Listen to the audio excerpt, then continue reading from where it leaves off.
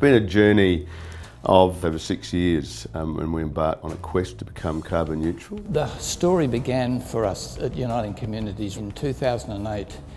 We presented a paper to the board which suggested that we as an organisation should look seriously at reducing our emissions. We started at that philosophical and ideological level that we did need to do something as an organisation to make a contribution to reducing carbon emissions. It was like a moral commitment to ensure that we were playing our part in helping the environment. But what sat behind that, I think, was also a deep understanding in the organisation that climate change and the impact of global warming impacted disproportionately on really our poorest citizens. And as an organisation with a deep commitment to social justice and improving the lives of people who face vulnerabilities and disadvantage, we had an extra responsibility, in a sense, to go that extra step to try and actually do something about improving our environment and reducing carbon emissions. By 2009, the executive had decided to engage an organisation here in South Australia to do a very comprehensive audit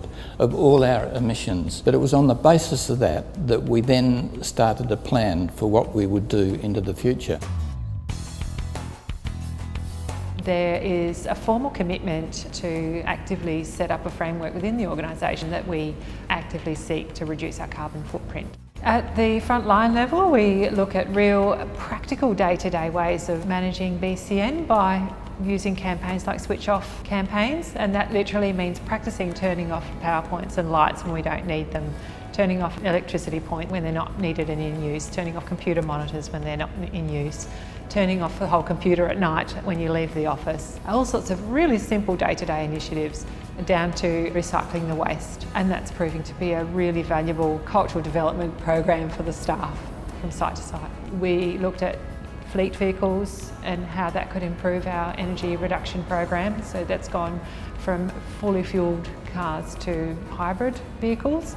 I would welcome all new employees to join the Beyond Carbon Neutral initiative in any way, shape or form they can. The staff of this organisation has already proved it. You're aware, you're conscious of what you're doing, and that you have responsibility for the welfare of not just the human beings in your care, but for the whole of our environment. We feel enormously proud that, not only have we actually achieved this carbon neutrality, but we've become the first South Australian company, the first company that's run out of South Australia and is based here in South Australia to become carbon neutral, and the first charity in Australia to become carbon neutral. And that's an enormous achievement when we look back at it, because somebody had to be the pioneer, and we're really pleased that we were the ones.